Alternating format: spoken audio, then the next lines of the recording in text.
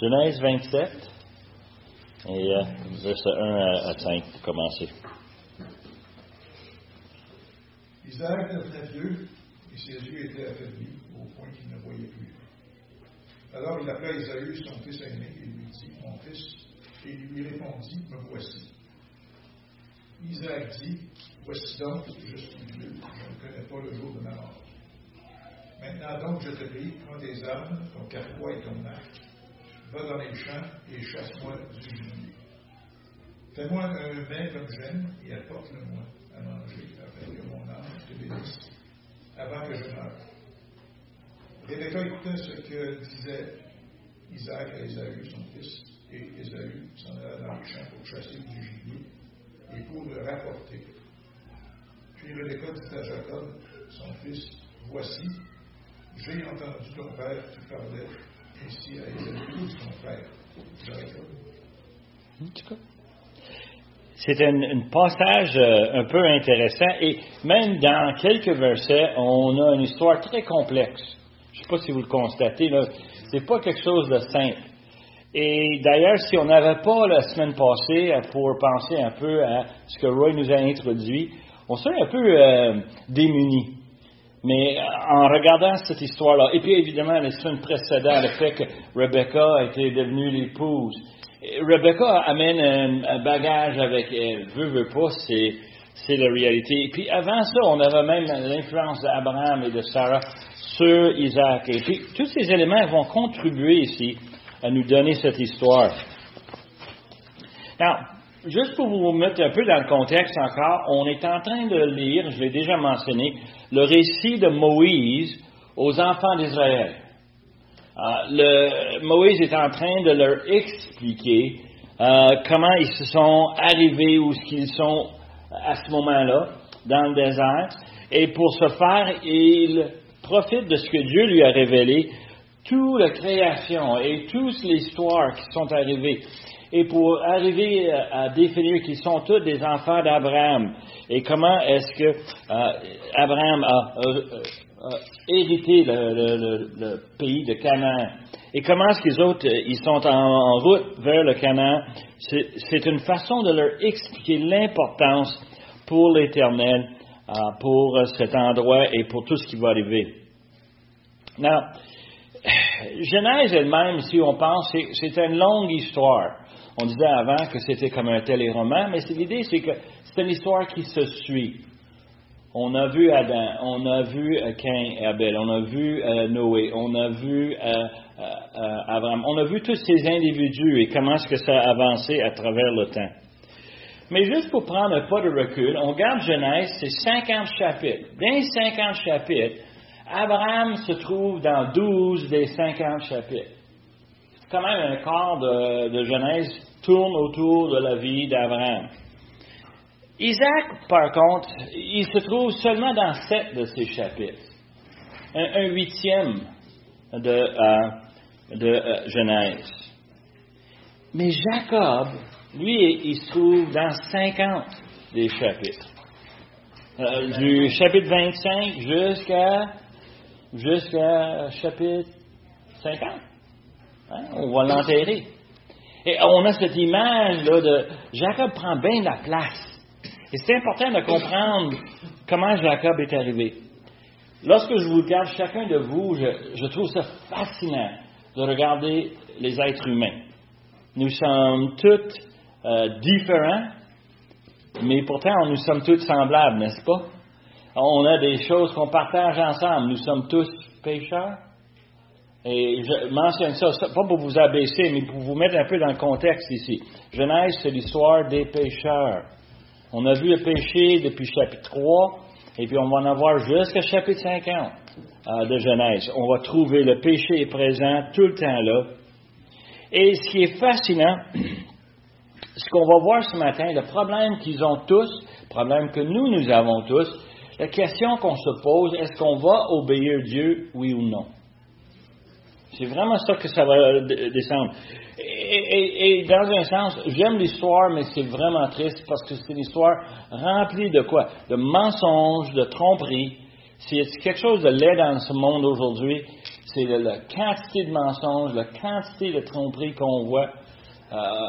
C'est incroyable comment est-ce qu'on est inondé, mais devine quoi, en Genèse, il y a 3000 ans passés, on a ces mêmes choses qui arrivent.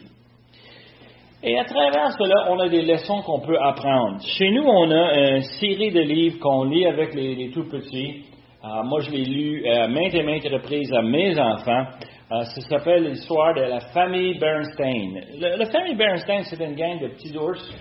Et ils passent toutes les expériences que nous, on passe aujourd'hui, que ce soit entre frères et sœurs, les chicanes et tout ça. Mais il y a un élément là-dedans que mes enfants aimaient beaucoup et que moi, je ne pouvais pas m'empêcher à vraiment embarquer dans le caractère. C'est le père qui enseigne ses enfants et à travers la leçon, on apprend quoi? Fais ce que je te dis, pas qu'est-ce que je fais. Parce que le père avait tout le temps la misère. Montrer aux enfants comment faire la bicyclette, ça paraît que lui, il n'est pas qualifié. Mais c'est drôle, et les enfants aimaient ça, ces histoires-là. Mais il y a des leçons à apprendre lorsqu'on regarde les Écritures. Et surtout dans Genèse, on apprend quoi ne pas faire. Qu'est-ce qu'on doit éviter à tout prix. Et dans ce chapitre ici, chapitre 27, on arrive à quelque chose de spécial. On a une famille de 4 personnes. Ils sont tous des conspirateurs. Ils ont tous un agenda à eux-mêmes. Ils ont tous un plan pour leur vie. Et devine quoi? C'est pas nécessairement ce que Dieu veut. Mais ils vont le faire pareil. Et on voit ça à travers cela. Et Pierre nous a lu le commencement et on a vu définitivement dans ces premiers versets, le commencement commence avec Isaac. Commence avec Isaac et avec Ésaü et ensuite Rebecca va rentrer et enfin Jacob va rentrer avec leur plan. Now, ce sont des pécheurs et malgré leur péché, je veux que vous constatez tout de suite d'avance parce qu'on va voir à la fin, mais Dieu va accomplir son plan, peu importe. Dieu a un plan, il est en charge, c'est lui qui va tout orchestrer. Et quand on lit le chapitre, on constate qu'il y a des choses qui arrivent exactement comme c'est quasiment magique. On pourrait dire non, c'est surnaturel, c'est Dieu qui dirige les événements dans ce chapitre. Now, chacun va faire qu'est-ce qu'il veut faire. Chaque caractère a ses affaires qu'il désire faire. Et puis, en fin de compte, ils vont vivre leur péché et ils vont vivre aussi les conséquences de leur péché. Et dans la conclusion, on va regarder un peu le détail de ça. Et ça rend l'histoire encore plus triste lorsqu'on comprend qu'est-ce qui est arrivé à la fin aux 4 personnes en question. Now, nous avons vu la semaine passée avec Roy la naissance des jumeaux, Jacob et Ésaü. On a dit avant que tout le monde est arrivé, on a dit que ce n'était pas des jumeaux identiques, right? Ils ne sont pas pareils. Et ça va jouer dans l'histoire, hein?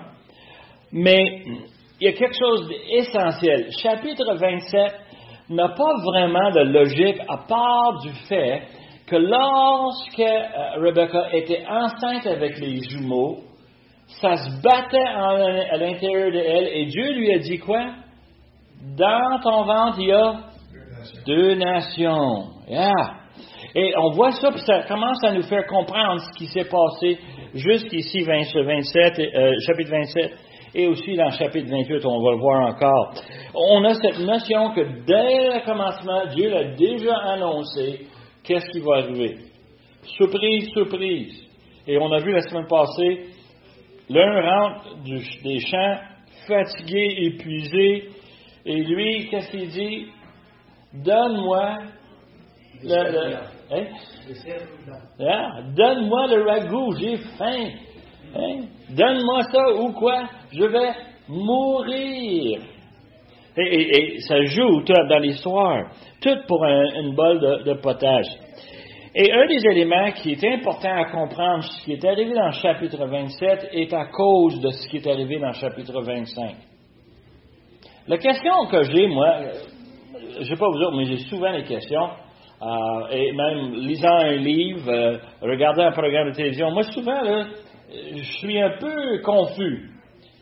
est-ce que Rebecca, dites-moi qu'est-ce que vous en pensez, Rebecca, est-ce qu'elle a dit à son mari ce que Dieu lui a dit au sujet des 2 garçons dans son ventre? On nous dit pas, mais probablement. Moi, je ne sais pas vous autres. Chez nous, Christian et moi, on parle. Si Dieu me dit quelque chose, d'habitude, je partage avec Christiane. Puis Christiane, de son côté, il y a quelque chose qu'elle va dire, quelque chose est sur mon cœur, qu'est-ce qu'il y a, chérie, et on va en parler. J'ai l'impression que c'est quand même assez important comme annonce.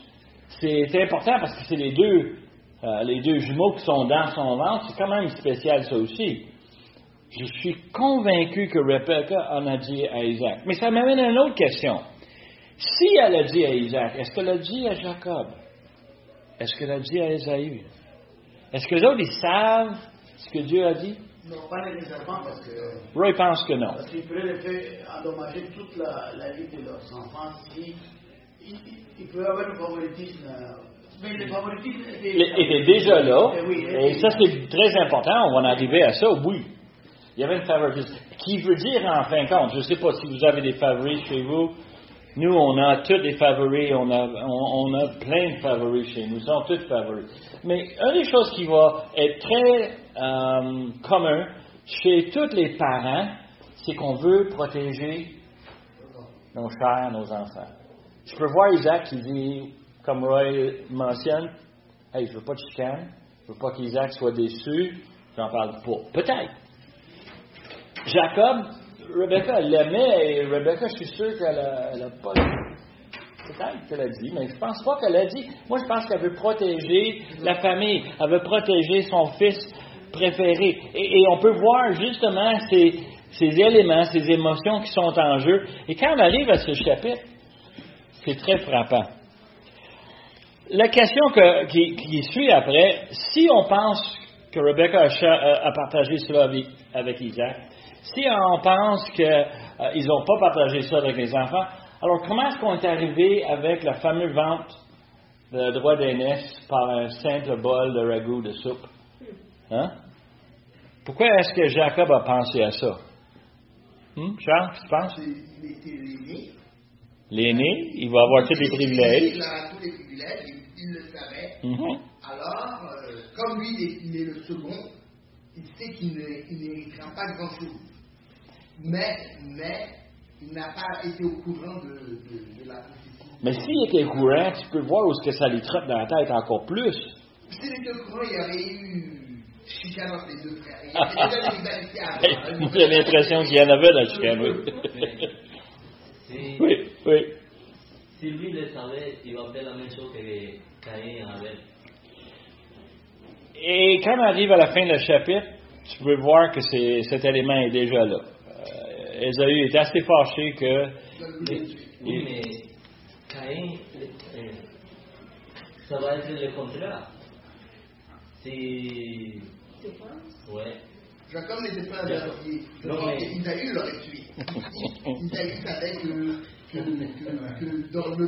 Si la mère avait parlé à Isaïe que c'est ton fils qui va hériter le droit des neiges, c'est ton fils qui va hériter les bénédictions de Dieu, c'est ton fils qui va hériter l'argent. Isaïe l'aurait tué. Parce que Isaïe est un type de Caïn et que Jacob est un type de Abel. Peut-être. Mais ce qui est important à constater, dans l'histoire de Caïn, comme dans l'histoire de Jacob et Ésaü a méprisé son droit d'aînesse. On l'a vu la semaine passée. Qu'est-ce que ça me sert d'avoir ça? Et Roy nous l'a bien présenté. On voit ça puis on dit, OK. Ésaü, là, c'est un caractère assez spécial. Il semble avoir un mépris par rapport à ce qui lui appartient. Il prend pour acquis ce qui lui appartient. Et d'ailleurs, il pense à son ventre. D'ailleurs, dans le chapitre 27, le ventre va revenir dans l'histoire. On va le voir. Moi, je suis très sympathique. J'aime manger, je ne sais pas vous autres, mais je peux me mettre dans les sandales de ces hommes-là et dire, ouais, c'est important le repas. Donne-moi qu'est-ce qui est bon. Mais ce qui était plus important, c'est le fait qu'Ésaü a méprisé son droit d'aînesse. Et ce qui arrive en dernier, c'est qu'on va voir dans le chapitre 27, ce n'est plus le droit d'aînesse qui est en jeu, mais la bénédiction. Et nous, on ne comprend pas nécessairement. Oui, le concept de celui qui est plus vieux, c'est lui qui a plus de responsabilités, c'est lui qui est censé diriger la famille. Mais la réalité dans leur temps, c'est que l'aîné, par la tradition, par la loi, il recevait une double portion de l'héritage. Il recevait une grande partie. C'est lui qui était, en fin de compte, la personne qui décidait. Si on avait une entreprise, c'est lui qui aurait le plus d'action, c'est lui qui aurait la plus forte voix qui pourrait décider quoi faire. Alors, c'est quand même important et tu peux voir où ce que Jacob en avait un intérêt. Mais lorsque un homme va mourir, et surtout un homme qui croit à l'Éternel, on est habitué à ce qu'il va donner une bénédiction. Abraham l'a fait. Et Abraham l'a fait et a donné tout à Isaac. Il a envoyé tous ses autres membres de famille, Ishmaël, les autres fils, il les a donné un héritage, il les a envoyés loin d'Isaac, puis il a donné la balance toute à Isaac. Alors, c'est une bénédiction qui est pour Isaac. Et Isaac avait du succès. On a lu, si vous avez regardé l'histoire d'Isaac, on a lu qu'il a récolté 100 fois. Imaginez-vous prendre $1, l'investir et à la fin de l'année aller chercher quoi? $100. C'est incroyable. C'est Isaac. Il a eu la bénédiction d'Abraham. C'est comme ça. La bénédiction était importante. Et c'est ça qu'on arrive ici où Pierre nous a lu le passage. Isaac, il veut donner la bénédiction à son fils. Mais il a quand même du mépris pour ce que Dieu avait pour lui. Et c'est triste, on le voit. Il y a plusieurs choses qui est arrivées. Dans le chapitre 26, on a sauté par-dessus, mais versets 34-35, les derniers versets du chapitre 26, Ésaü, âgé de 40 ans, prit pour femme Judith, fille de Béré, le Héthiéné, et Basmath, fille d'Élon, le Héthiéné, et elles furent un sujet d'amertume pour le cœur d'Isaac et de Rebecca. Pas de détails, on ne sait pas exactement. Ça va jouer dans le jeu aussi un petit peu plus loin. Mais c'est quoi l'amertume, vous pensez? C'est des femmes païennes, avec des idoles. Avec toutes sortes de pratiques païennes. Tu as raison. Il y a un autre élément, et les commentaires sont pleins de théories. Probablement, vous savez, je ne sais pas si vous avez cette situation, mais dans une maison, on a une certaine façon de travailler. Maman, papa dicte un certain caractère dans la maison. Une étrangère arrive et elle va introduire d'autres choses. Ce ne sera peut-être pas bienvenu. Ça peut être un sujet de discorde, de dispute. On sait déjà cette famille est prompt à ça, n'est-ce pas? 2 garçons qui ne s'entendent pas. 2 garçons et 2 parents. On a cette notion de division. Amène d'autres personnes païennes dans l'équation. Ça pourrait aller mal. Et on voit cette situation qui arrive. Ce mépris qu'Ésaü a il y a un professeur de l'Ancien Testament, Will Varner, qui décrit ça d'une façon très simple. Et d'ailleurs, moi j'aimerais ça qu'on pense à ceci, parce que ce qu'il décrit n'est pas juste à Ésaü, mais probablement à tout le monde dans l'humanité. OK? Ça s'applique. Il dit, le mépris pour le permanent est en faveur contre l'immédiat. Est-ce que c'est pas vrai ça? Tu dis à ton enfant, touche pas aux biscuits, on va manger et après on va les avoir pour dessert. Pourquoi est-ce qu'on dit ça aux enfants? Parce qu'on a peur des caries qui vont être formés dans ses dents à cause de le biscuit qu'ils ont mangé? Non, on s'en fout pas. On a des dentistes, on a des pâtes à dents, on a des soies dentaires, on a tout ce qu'on a fait pour faire l'entretien. C'est pas ça le problème. C'est quoi le problème? Vous, les parents, pourquoi est-ce qu'on ne donne pas les gâteries aux enfants avant le repas? Ils vont pas manger. leur appétit va être rassasié et puis c'est fini. Nous, on sait bien qu'à la longue, ils ont besoin de bien manger pour bien grandir, pour bien s'occuper de leur corps. Les gâteries, c'est pour après. On va bien manger, puis ensuite, on va se récompenser avec un biscuit. Et on sait très bien que les médias, c'est pas si important que ça. Ce qui est important, c'est à la longue haleine qu'on développe des bonnes habitudes. Et je prends l'exemple, c'est un exemple flagrant, mais si on regarde Ésaü, qu'est-ce qu'il pensait? Donne-moi le bol tout de suite. J'ai faim, je vais mourir. À quoi ça me sert le doigt d'Ernest Roy? J'en ai pas besoin. Hein? Et vous le savez très bien, on l'a vu la semaine passée. Et devine quoi? Une situation semblable ici. Il prend pour lui des épouses païennes. Pourquoi? Est-ce qu'il est capable d'attendre d'aller avoir trouvé une femme propre? Non. Une femme qui va suivre l'Éternel? Non. Non, il n'aimait pas l'Éternel, il ne voulait rien savoir de Dieu. C'était certain et oui, ça veut dire que Dieu ne l'a pas gracié, il ne l'a pas tout. Dieu l'a gracié pareil. Mais, quand il ne l'a pas gracié, ça signifie qu'il ne lui a pas donné la vie éternelle, parce que tu peux recevoir tous les bénédictions terrestres, mais si tu n'as pas la vie éternelle, ça vaut rien. Exact. C'est rien.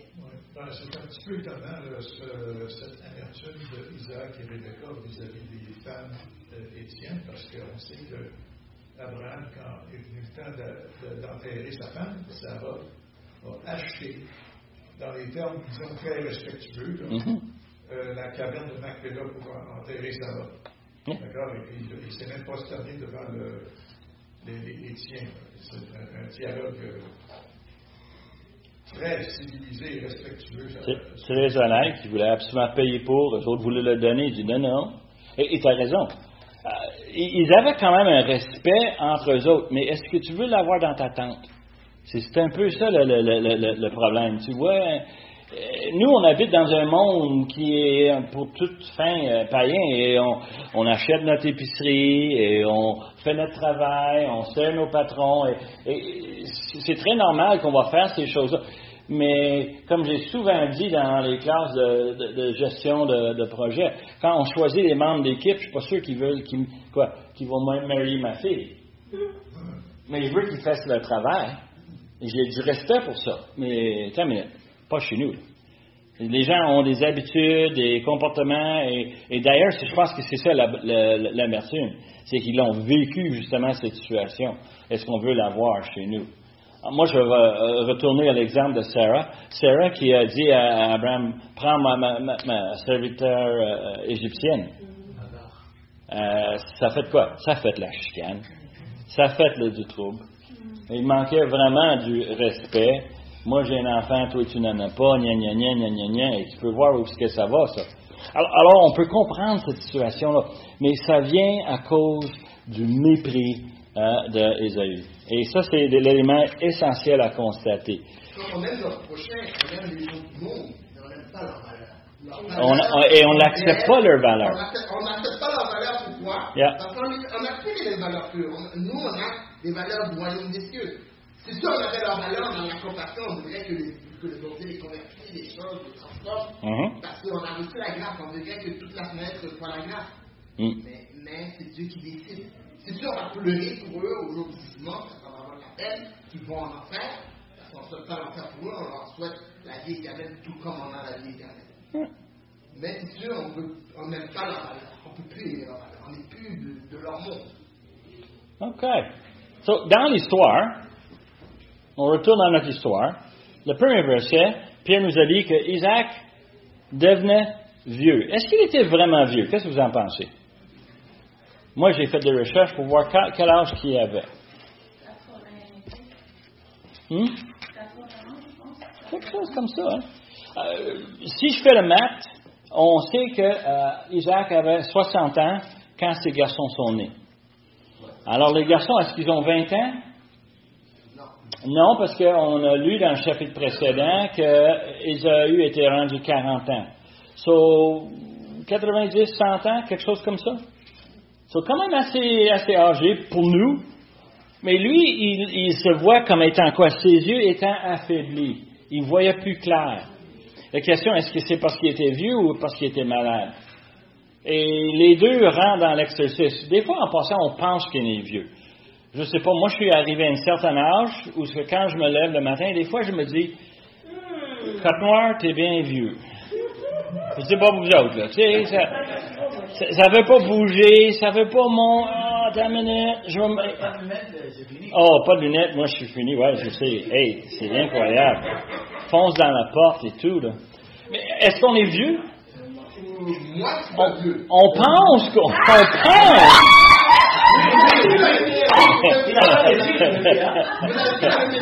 Question de perspective, ça. Ça s'en vient, mon cher. Ça s'en vient, ton tour arrive. Tout le monde va passer. Mais il y a un élément où on pense qu'on est vieux. Il y a un autre élément où on dit, je me laisse pas acharner avec ces idées-là. Pourquoi? Parce que le plus que je pense que je suis vieux, le plus que je vais trouver les mots partout, je vais trouver... Ah, voilà. C'est vrai, mais c'est vrai. Mais il semble qu'Isaac ici, il dit qu'il est vieux, et peut-être qu'il est vieux, mais surtout il pense qu'il est vieux. Et c'est très important pour le passage, OK? Si Isaac, il se pense qu'il est vieux, il sait que la mort s'en vient, il le dit ici, il l'avoue à son fils. Alors lui, tout à coup, il vient préoccupé à quoi? Je ne veux pas mourir sans donner de bénédiction à mon fils. Alors Isaac, il se voit dans une situation où il est obligé de donner la bénédiction. La vérité, savez-vous quel âge que Isaac est décédé? Y a-t-il quelqu'un qui veut deviner? Ah, c'est pas évident. Il faut qu'on fasse le calcul à travers les différents passages pour en arriver à 180 ans. Il a un autre 50, 100 ans à vivre. 50 80 ans à vivre. C'est quelque chose de spécial. Il y en a qui disent qu'il est mort à 155. Il y en a d'autres qui disent qu'il est mort à 160. Ils ne sont pas sûrs, certains. Mais il était bien. Mais il y avait encore bien des années à vivre. Beaucoup de gibier à manger encore. La vie, ça continue. On ne sait pas. Il n'était pas certain s'il pouvait partir parce que son corps, des fois, c'est un up and down. Alors, quand tu atteins un certain âge... Ah, un certain âge, OK. La curiosité, et puis faible, et que l'âge monte aussi, alors il voit qu'il peut partir à tout moment. Quelqu'un qui a 80 ans sait qu'il peut partir à tout moment quand tu as 80 ans et plus. OK. Même si tu vas aller 100 ans, tu te prépares à ta mort. Ben oui, et lui, il se prépare, tant qu'à moi, très tôt. OK? Mais ce qui arrive là-dedans, ce qui est fascinant, c'est que Isaac avait un favori. Isaac a invité toute la famille, toutes les servantes, il va tout annoncer publiquement cette énorme bénédiction sur son fils aîné. Non, c'est pas ça qu'il fait. Il fait ça d'une façon clandestine. Le conspirateur Isaac, il veut pas que ça fait de la chicane, mais il veut donner la bénédiction à son fils préféré. Il l'appelle, il l'amène proche, et il parle, et il annonce qu'il veut lui donner une bénédiction. Mais la bénédiction est conditionnelle. Et d'ailleurs, vous les pères, apprenons de cette leçon-là, OK? On ne fait pas des affaires conditionnelles. Si tu vas me chercher un gibier et que tu me le prêtes de manière que j'aime, je vais te donner la bénédiction. Hey, c'est louche quand même. Et qu'est-ce qu'il fait? Ésaü dit, oui, je vais le faire. Mais on se souvient, hein? Qu'est-ce que Roy nous a présenté? Hein? Isaac aimait Ésaü, mais Rebecca, elle aimait. Qui écoutait? On parle de tentes ici. Je ne sais pas. Vous autres, vous avez des maisons, vous avez des appartements, tout. Hein, ouais. Vous entendez ce qui arrive chez les voisins? Pas naturellement. Hein? On parle tout doux dans notre chambre, les portes fermées. Hein? Mais ici, on est dans une tente. Le mur est ça d'épais. Rebecca entend tout. Ah, mais tu vois l'histoire déroulée, hein? Elle a dit, une minute, mon fils Jacob va être mis de côté. Jamais de la vie. Et c'est elle qui commence avec ce plan-là. Et ce qui est important, c'est que Rebecca sait très bien ce que Dieu l'a annoncé dans son ventre. Le plus vieux va servir le plus jeune. Pourtant, elle a dit, Dieu l'a dit, je vais lui aider. Ça, c'est un peu mon interprétation, mais elle se voit dans une position, il faut qu'elle passe à l'action. Et là, on arrive à verset 6, qu'elle prend Jacob de côté. Voici, j'ai entendu ton père qui parle à Ésaü. L'histoire, ça se continue, là. Et ça déroule. Et elle a un plan. Et sa plan est très élaboré. Est-ce qu'elle a songé à ça longtemps? Je pense pas. Je pense que Rebecca, c'est quelqu'un qui est vite. C'est une caractéristique de Rebecca. Elle pense à quelque chose, tout, ça vient. C'est une femme qui planifie, qui organise des choses. Et on retourne dans le chapitre 24. Et qui est-ce qui amène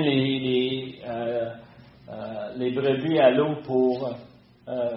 qui va chercher de l'eau au puits et qu'elle s'occupe de le serviteur d'Abraham? C'est qui fait tout ça? Et oui, on a la place chez nous. Tu peux venir chez nous. Et elle offre, elle court et elle organise tout ça. C'est une femme débrouillarde. Il faut comprendre qu'Isaac était béni, là. Il avait une femme intelligente, capable d'agir. Elle ne gênait pas. Isaac, c'était un caractère. Et si on regarde les histoires d'Isaac, on découvre tout le long, c'était un jeune homme qui était d'habitude facile, tranquille. C'est pas une qui s'énervait. C'est probablement pourquoi Abraham a donné des cadeaux aux autres garçons puis les a envoyés loin. Laisse mon préféré tranquille. Isaac n'était pas une personne... D'être épousé avec elle, ça paraît... Elle a un complot et elle met ça en action. Elle dit, va chercher 2 chevreaux, on va les préparer, l'apprêter comme il l'aime.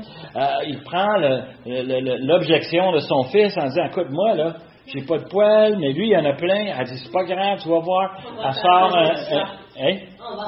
on va s'arranger, elle l'habille. Elle va chercher le linge des... Elle va chercher le linge d'Ésaü, le plus beau qu'il a, et ils mettent le linge sur Jacob. Elle fait toutes ces choses. Pourquoi? Pour s'assurer que son plan va passer. Voilà. Mon frère, j'ai une petite chose à dire plus tard. Toujours en défense de Jacob. Okay. Lui, il n'a pas voulu passer pour un menteur. Il a dit non, maman, je ne veux pas faire ça. Parce que lui, il voit le faiblesse. On voit le cœur de Jacob. Il n'était pas une personne qui a dit oui, maman, on va faire ça. Donc il a dit maman, si j'étais un menteur. Lui a dit oui, maman, on va faire ça. Mais il a donné des arguments. Il a dit maman, je ne veux pas faire ça si vous disiez ça.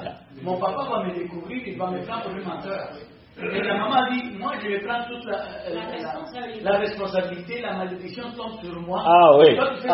Et elle prend ça. Mais en fait, qui a eu la malédiction? Finalement, Jacob. Yeah. Et on voit cette situation, on réalise que Jacob est responsable pour ses actes pareils. La tendance qu'on voit à travers les commentaires, c'est que Jacob l'a tout pondu lui-même. Puis tu as raison, c'était pas son idée. C'est sa mère qui avait tout pondu. Et ça, c'est une affaire que j'ai compris il y a longtemps. C'est que mes parents ont des plans pour moi, mais en réalité, c'est moi qui est responsable pour mes décisions. On est responsable pour nos péchés. Eh oui. Et on voit ceci, là. Mais ce qui est fascinant, c'est que quand Jacob va se présenter devant Isaac, il va jouer avec les 4 sens. Il ne peut pas jouer avec les visions parce que son père ne peut pas voir. Right? Mais ils vont jouer avec le toucher, le poil sur les mains, sur le cou. Et puis, ils vont jouer avec Louis, parce qu'il va essayer de s'identifier comme Ésaü. Sauf que Isaac, qu'est-ce qu'il fait? Il dit, c'est la voix de Jacob. Mais le toucher, et d'ailleurs, Isaac se laissait convaincre. Il a dû dire, attends une minute, là. Je connais la voix de mes 2 garçons. Il joue même le goût parce que la nourriture est bonne. S'ils étaient jumeaux identiques, par exemple, ça serait pas... Mais ils ne sont pas identiques. Ça serait extraordinaire parce que ça serait plus facile de te faire passer pour un frère identique. Par exemple, Roy a un frère identique, ça serait facile que je prends le frère de Roy, s'ils sont jumeaux, si Roy a un frère jumeau. Mais c'est ça, ce n'est ne pense pas à ça, parce que ça, c'est pas la vérité. Non, je sais. Fais des conclusions, Mais alors, Isaac va donner la bénédiction, verset 26 jusqu'à verset 29. Il donne la bénédiction à Jacob. Et c'est toute une bénédiction. Il partage toutes les bontés de Dieu. Et il pense que c'est Ésaü, mais malheureusement, c'est Jacob. Et ce que je t'ai dit tantôt, juste la façon que les choses arrivent, que Rebecca arrive avec son plan et que tout est fait, aussitôt que la bénédiction est donnée, verset 30 nous dit que Isaac avait fini de bénir Jacob et Jacob avait à peine quitté son père. Qui est-ce qui arrive? Ésaü. C'est surprenant, hein? On dirait que c'est organisé avec le gars des vues. On dirait que le Seigneur a coordonné même les événements de leur péché pour en arriver à cette situation. Ésaü arrive et Jacob a dit, c'est qui toi? Ben, c'est moi, Ésaü. Et là, Isaac réalise qu'il se fait avoir. Et évidemment, Ésaü veut la bénédiction, mais la bénédiction est déjà donnée. Et ce que je trouve triste un peu, c'est qu'Isaac n'a rien à offrir parce qu'il a tout donné à Isaac. Tout donné à Jacob. Et alors, on voit cette situation un peu triste, n'est-ce pas? Et c'est surtout triste parce qu'on regarde la réaction d'Ésaü. Ésaü, il est en larmes. Il pleure parce qu'il a perdu la bénédiction. Et il a déjà donné le droit d'aînesse et maintenant, il se fait déjouer pour... Et il accuse Jacob. Et on a dit au commencement, Ésaü démontre vraiment le comportement de Caïn. Hein. Il vient fâché, il est vraiment pas capable d'accepter cela, et il est en larmes, et il est vraiment saisi. Alors, c'est drôle, c'est que Ésaü est frappé, mais Isaac aussi. Isaac, il nous dit qu'il était saisi d'une grande et violente émotion. Hein, verset 33. Et il est vraiment fâché. Mais Isaac sait que c'est trop tard. Il sait que c'est trop tard. Il ne peut rien faire. Il a été déjoué. Et là, verset 39, Isaac, son père, va lui répondre en lui disant, Ésaü, voici ta demeure sera privée de la graisse de la terre et de la rosée du ciel d'en haut. Pourquoi il dit ça? Parce qu'il a donné ça à Jacob. Hein? Tu vivras de ton épée, tu seras asservi à ton frère. Mais en errant librement ça et là, tu briseras ton joug son joug de dessous de ton cou. Qu'est-ce qu'Isaac est en train de dire? C'est que ton cœur rebelle va faire en sorte que tu ne seras pas pris par Jacob.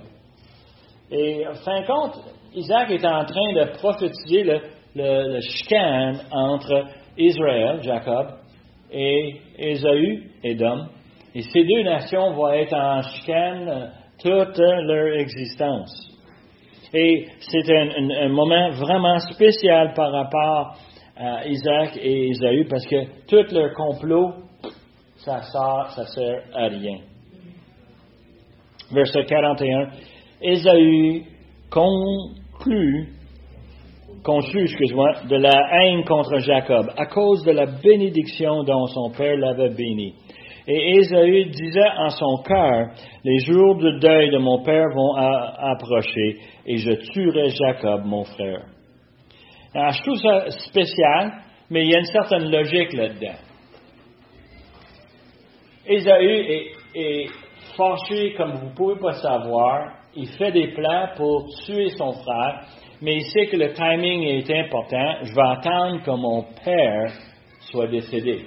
Il pense qu'il est vieux, il pense qu'il va mourir, il a donné sa bénédiction, et Ésaü est convaincu que je vais attendre que mon père va mourir et je vais le tuer.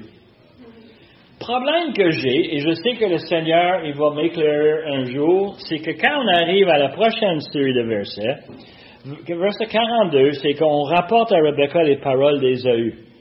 Mais le verset précédent nous dit qu'il disait en son cœur. Donc, de quelque façon, entre verset 41 et verset 42, Ésaü en a parlé. Je ne sais pas qui, peut-être un serviteur, peut-être un ami, mais encore, on vit dans les tentes, on entend toutes choses. Et Rebecca a entendu un rapport au sujet d'Ésaü, comment il cherchait à faire mourir Jacob. Encore, Rebecca, femme habile, femme pleine de capacité, pond un autre plan pour sauver la vie de son fils. Et je ne le blâme pas, là. C'est dans sa nature, n'est-ce pas? C'est ça qu'elle va faire. Qu'est-ce qu'elle fait, elle? Elle décide de lui envoyer. Non, la question, c'est comment tu vas le faire? Besoin d'une justification. Elle a besoin d'un raisonnement pour le faire. Et elle pond tout de suite, très rapidement. Elle appelle Jacob et elle dit, voici Ésaü, ton frère, veut tuer vengeance de toi en te tuant. Maintenant, mon fils, écoute ma voix. Lève-toi, fuis chez Laban, mon frère, à Charan, et reste auprès de lui quelque temps, jusqu'à ce que la fureur de ton frère s'apaise, jusqu'à ce que la colère de ton frère se détourne de toi, et qu'il oublie ce que tu lui as fait. Alors je te ferai revenir. Pourquoi serais-je privé de vous deux en un même jour? Et Rebecca, elle avertit Jacob, elle a un plan pour lui sauver. Et le plan semble très simple, mais le plan est beaucoup plus élaboré qu'on pense. On pense que c'est normal, elle entend les nouvelles, elle dit, je vais les partager avec Jacob, je vais lui dire quoi faire, va-t'en et je vais m'organiser à t'envoyer un message quand c'est temps. Mais verset 46, elle s'en va voir son mari Isaac. Elle dit, je suis dégoûté de la vie à cause des filles de Heth. Moi, je pense qu'il y a un peu de drame là-dedans. Moi, je pense qu'elle a rajouté un peu de poivre là-dedans. Elle dit que c'est à cause des filles de Heth.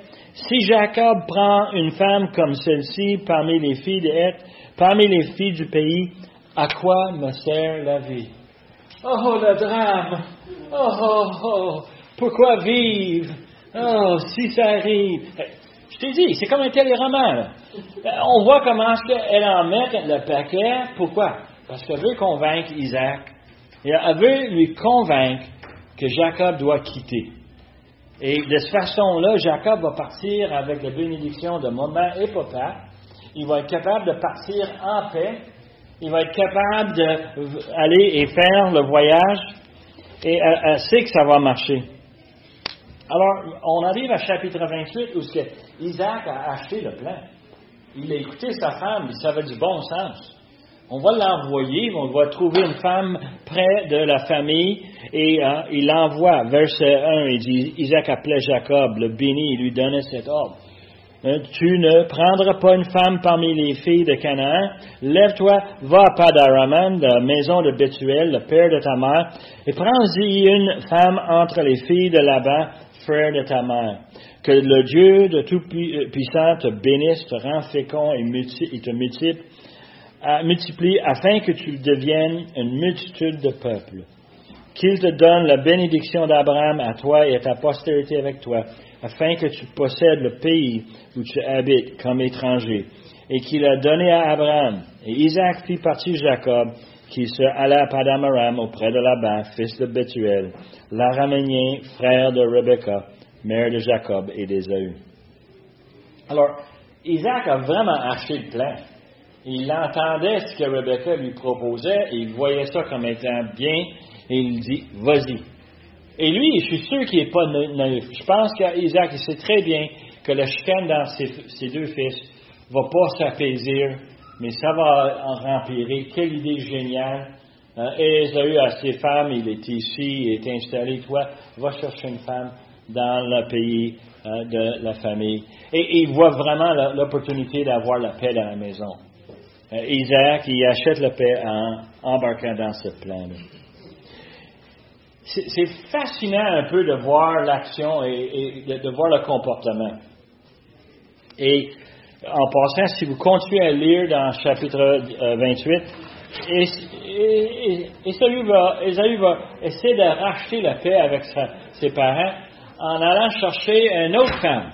Une femme, modèle de l'année, quelque chose de plus beau, meilleure fonctionnalité. Il va chercher chez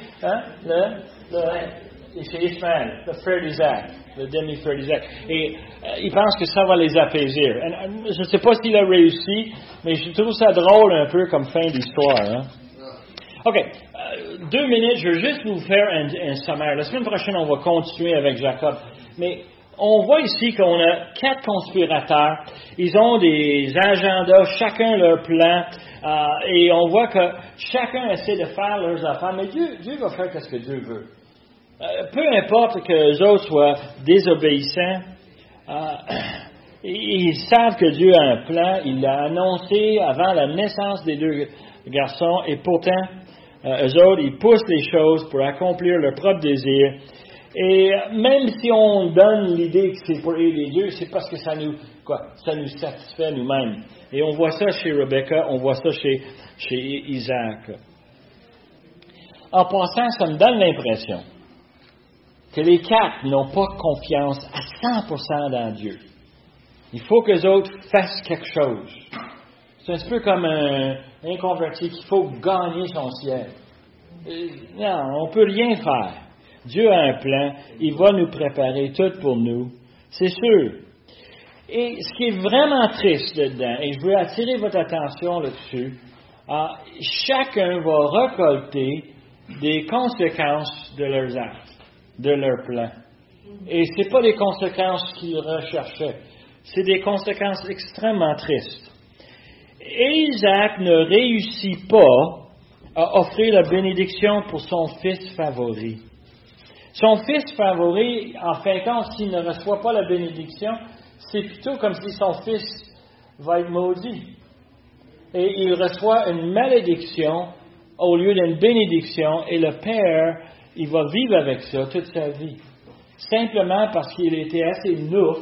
Pourquoi? Pour ne pas écouter la voix de Jacob, mais de se fier aux nourritures qu'il amenait, de se fier sur le fait qu'il avait mis les pochettes sur ses mains et sur son cou. Il se fait déjouer par sa propre désir de donner une bénédiction à Isaac, et il voulait le faire vite, il voulait le faire en cachette, et ça n'a pas marché.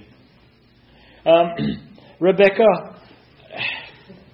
je ne sais pas vous autres, mais est-ce que vous êtes capable d'imaginer, elle a vécu beaucoup d'années, et elle n'a jamais pu envoyer le message à son fils pour qu'il revienne. Elle n'a jamais réussi. Elle n'a jamais vu Jacob. Jamais essayé. Hein? La conséquence, c'est qu'elle ne l'a pas vu. Et je ne sais pas, moi, j'aime mes enfants. Et une des choses, cette semaine, on est allé fêter mes garçons. Et je me souviens, ça fait longtemps que je n'ai pas amené juste mes garçons avec moi. Puis nous 4, on était assis à table, on mangeait, puis on riait, on parlait. Moi, je pensais, pendant cette préparation, Rebecca n'a pas eu ça. Elle n'a pas eu ce privilège-là d'appeler les gars puis de dire « Hey, on mange-tu ensemble? Viens, on va aller prendre un hot dog, puis on va rire. » C'est incroyable comment est-ce qu'on manque ça. Et Rebecca a perdu son fils. À travers tous ses plans et ses projets, le résultat, c'est qu'elle a été vraiment privée de lui. Ésaü, et je veux juste te dire, montrer un peu le comportement d'Ésaü dans le chapitre 28. On voit comment Ésaü est devenu endurci. On a parlé du fait la semaine passée qu'il a méprisé son droit d'aînesse, mais là on est rendu à un point assez loin où il est rendu avec un paquet de femmes, avec un paquet de choses compliquées. Il ne veut rien savoir de Dieu. Il fait à sa tête. Et on voit cette situation, c'est grave. Et sa rébellion contre Dieu. Moi, je sais qu'en lisant Hébreu que Ésaü a été rejeté. Hein? Parle. J'ai ici. Oui. La parole dit en Hébreu, chapitre 10, verset 15. Béni à ce que nul ne se prive de la grâce de Dieu, et qu'aucune racine d'amertume, poussant des rejetons, ne produise du trouble, à que plusieurs n'en soient infectés. À ce qu'il n'est ni impudique ni profane comme Esaü, qui pour un mai vendit son droit de naître. Vous savez que plus tard, voulant obtenir la bénédiction, il fut rejeté, quoiqu'il ait sollicité avec larmes, car son repentir ne peut avoir aucun effet. Yeah. C'était trop tard. Il ne pouvait pas avoir la bénédiction. Hein? C'était trop tard. Il a venu parce que Dieu ne voulait pas lui donner un bénédiction par ça. Alors, Dieu l'a abandonné. Eh oui. Et c'est triste de le voir. Et cet endurcissement qui était arrivé. J'amène à Jacob, les conséquences de Jacob. J'ai l'impression, si on regarde Jacob et on regarde ce qui est arrivé, c'est peut-être l'histoire la plus triste. On va le voir dans les semaines à venir. Mais Jacob, il est rendu tout seul. Il est loin de sa famille. Et Jacob, malheureusement, il n'est pas équipé pour tout ce qui va arriver.